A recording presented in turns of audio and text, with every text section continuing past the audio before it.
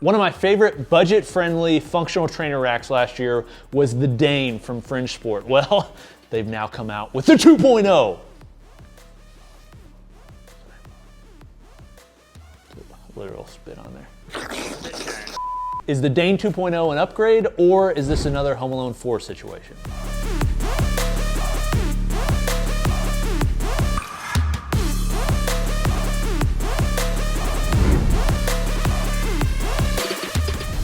Hey guys, this is Coop from Garage and Reviews. We're in the garage to review the Dane 2.0. This is one of the quickest turnarounds for a 2.0. There is multiple viewpoints on this. You have one viewpoint that says, I just want it made. I want you to think about it before you make it. And so you only have to make one. So I don't have like the fear of missing out thing when a new one comes out.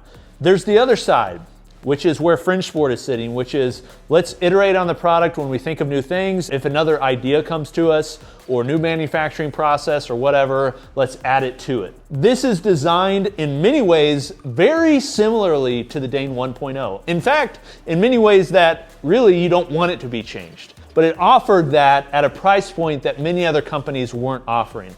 Well, they've gone back to the drawing board and tried to think, how can we make this better? I think in part because it sold better than they thought, but part of that was because they offered it at a really good, more budget-ended price. So let's go through what the rack is and kind of some of the upgrades. First off, it's using pretty much the same 3x3, 1-inch hole, 11-gauge steel rack that you're used to seeing. It's the modular rack. It's the one that takes all the attachments from all the companies. We've talked ad nauseum about these. If you're gonna get a rack today, really you have one option for tube size. It's 3x3, and then you basically choose, do I want a 1-inch hole or a 5/8-inch hole?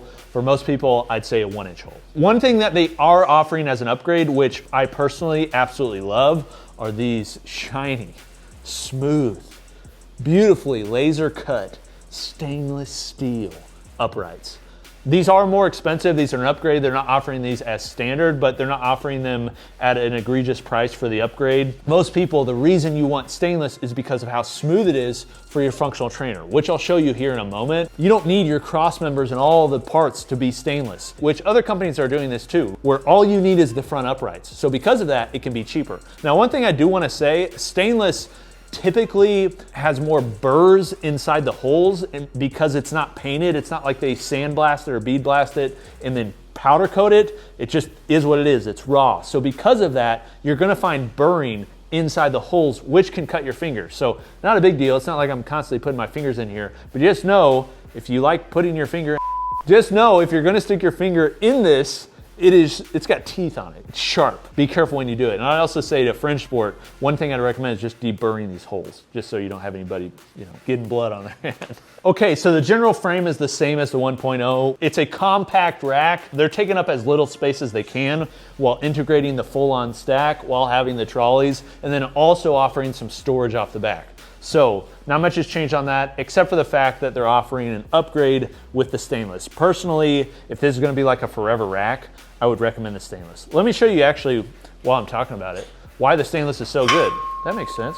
This is the reason it's so good. The trolleys move up and down, and I'm not kidding. This isn't like the best trolley system in the world. I'll go through it. It's just an okay trolley system, but because of the stainless, it moves so fluid, so smooth. You're not gonna have to worry about scarring and marring and just stuff that you don't really want on your rack where it like chips on the powder coat. It's not textured like a black textured powder coat, so it's not like rough when you move it. It's just so smooth. Another thing I'd say is if you're a person that has a VTS, a bulletproof VTS, that's using the upright, man, that on a stainless upright is money. So just know the stainless looks good. It'll look good hopefully a long time. There can be problems with stainless where it does actually rust. So I can't speak to this one yet. We haven't had it long enough. But if you're moving anything on the upright, the stainless is very nice. Okay, then the next upgrade is that is very obvious is these aluminum pulleys. So the old rack actually didn't have nylon pulleys. It had aluminum pulleys too. They were silver aluminum pulleys. For the more budget-ended price, it was like, oh, they're offering aluminum standard. Most companies weren't doing that yet when it came out. Well, now they're offering new upgraded aluminum pulleys. So this is what's upgraded. The color, no, I'm just kidding. There's other things upgraded too. But the color is now red. They call it Red Hawk. Basically, they have red accents all throughout. So these are red and aluminum. The pull handle right here is anodized aluminum. It just looks really good. On the accessories, say these, they pop out and have the same aluminum pull handle, which is really nice. Another thing to look at is they're putting UHMW plastic here on the edge, so when you put it into the hole, don't basically scar the rack when you're using it, or even if you have powder coat, which the trolley handles have the same feature, which is a premium feature, it's nice. But the pulleys are also a larger diameter, which is more expensive because it requires more metal, but it makes the pull smoother and also better bearings. So overall, this is an extremely smooth cable system. Just to show you, sometimes it's hard to like illustrate on camera, but man, it is incredibly smooth. You're not gonna get a lot smoother of a pull than this. I mean, there just feels like very little friction. Also, part of that is because they're using a 1-to-1 ratio, so there's just less mechanics going on, less things to go wrong. Now, the next upgrade besides the aluminum that you see and the upgraded pulleys is the fact that it has more travel now. That was one of the problems with this rack. One of the unique things about it, one reason they're able to hit the price point that they can, is because it's using a 1-to-1 stack. So basically all the weight that's here is all the felt load that you're gonna feel. So it's 160 on the stack, it's 160 at the handle. Whereas most racks are using a 2-to-1 ratio. So if it's 200 pounds on the stack, really you're only able to use 100 pounds. Sounds like, why doesn't everybody use 1-to-1? Well, the problem is your travel is short. So the last rack, which I felt was generally fine, but the more travel you have, just the better, the more optionality you have. This rack now has a full foot longer travel. So it goes from 5 feet out in the front of the rack to now 6 feet. So this is now the max that you have. So if you're somebody that's doing, you know, different movements, like say cable crossovers, you can come here, no problem. You can even, I mean, out here, I mean, the travel is no longer an issue. I mean, it's a beautiful thing. It's really nice because you're not having to pay to ship more weight stack. You're not having all this unused stack. Also, you can use the stack for other movements that you would normally need a lot of weight for if you're doing 2-to-1, things like lat pull downs and low row, which I'll show in a moment. The way that they were able to come up with increased travel is pretty simple. They use thinner stack. It's vastly superior to what was used on the 1.0 because it just takes up less space. So it actually takes up literally about a foot less. That's where you get the foot travel. Now to the stack. So the head plate starts at 10 pounds, which for some movements may be too heavy, but I think for most, like nearly all movements that you're gonna find, except like prehab stuff, 10 pounds is gonna be just fine, all the way up to 160 pounds. Now 160 pounds for a functional trainer is actually a lot, but the reason that you need that much weight is because you need it for low rows and lat pull downs because you're gonna be using that much. So let me show you what it kind of looks like stretch-wise and range of motion-wise on a lat pull down. They do have a lat seat. It doesn't come included. You do have to pay for it. It's not like the world's greatest lat seat, it's just okay. Also, one thing to note is they're taking the hole from the outside to lock it in. So basically I put this in here.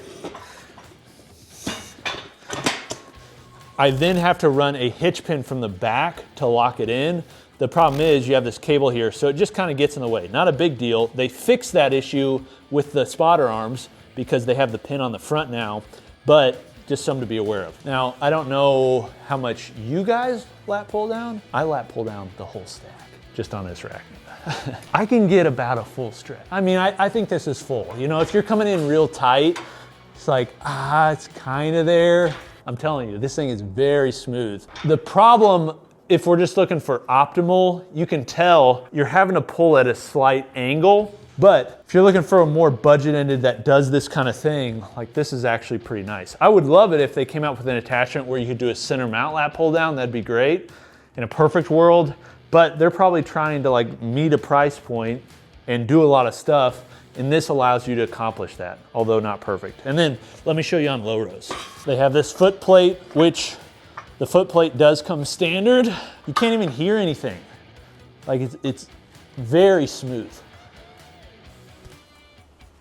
So you're able to get a full stretch on low row too. Similar to the Dane 1.0, there's a bunch of accessories. The accessories are the same as the old one. You have the nameplate, they have this honeycomb pegboard. I really like this board. And then they have a shelf, basically a toaster rack for plates, and then a dumbbell shelf too. The dumbbell shelf, just to call it out, I don't know if it was our fault or I don't know if they've thought this through, but when we had the dumbbell shelf on here, we had to take it off because we could not use basically the weight stack. The weight stack would come up, and once it got high enough, it would basically hit it and wouldn't go any higher. So something to be aware of. The J cups are upgraded. They're a sandwich J cup with the UHMW that's used here is cheaper UHMW to wear down quicker. It's also sharp on the edges. I mean, it's a good J cup. It's nothing like crazy good. Stainless steel badges, so they're not using stickers on anything. And same thing with the rack, like everything is laser cut elsewhere. So then we come to the price. This is where I'll just give you my recommendation. The price on this went from $2,500 for the Dane 1.0 to now $2,800 for the Dane 2.0, $3,000 if you want the upgraded stainless. So I'll speak to just the Dane 2.0, not including the stainless uprights. $300 additional for this one versus the Dane 0.0. Do I think it's worth it? Truthfully, it's kind of a stretch for me, to be honest, because it is smoother and it does have another foot of travel. If they could give me a Dane 2.0 at the Dane 1.0 price, that would be amazing. When I think of 2.0, oftentimes I think of like complete reworking. This is just iterative. It's like a 1.2. Like a lot of the things are the exact same. It's just they've upgraded some of the componentry and now they're charging a higher price. It's still a good rack, but with that extra $300, that then opens you up to other competitors. And you have things like the Rep Athena. You go with a wall mount. You have a 4-post Rep Athena. You have a 4-post Rep Eris, which yes is more expensive, but you go with this versus the Rep Eris 2.0 4-post, which may be $3,500, $3,400, somewhere around there, depending on what you get added to it. It's like, man, for a lot of people, it may be worth it just to upgrade to something like that, where you know you're gonna have lat pull down, bilateral training. It's just like well known. So really what was really unique to me about this was that $2,500 price point. But regardless, this is a good rack. It's got good components. Fringe Sport will take care of you. Pete Keller loves his company, loves his customers. Like, I'm a big fan of Pete and Fringe Sport. I think they do make good work. It's just the price point. This is really, for me, like a budget rack, that price. But then again, everything's increasing, so, and I expect it to for a while. Okay, what do you think of the rack? What do you think of the price point? Does the $300 increase, does it like shy you away at all? It does come with a lot of accessories, which is great. But would love to hear your thoughts on it too. This has been Coop from Garage Gym Reviews. I will see you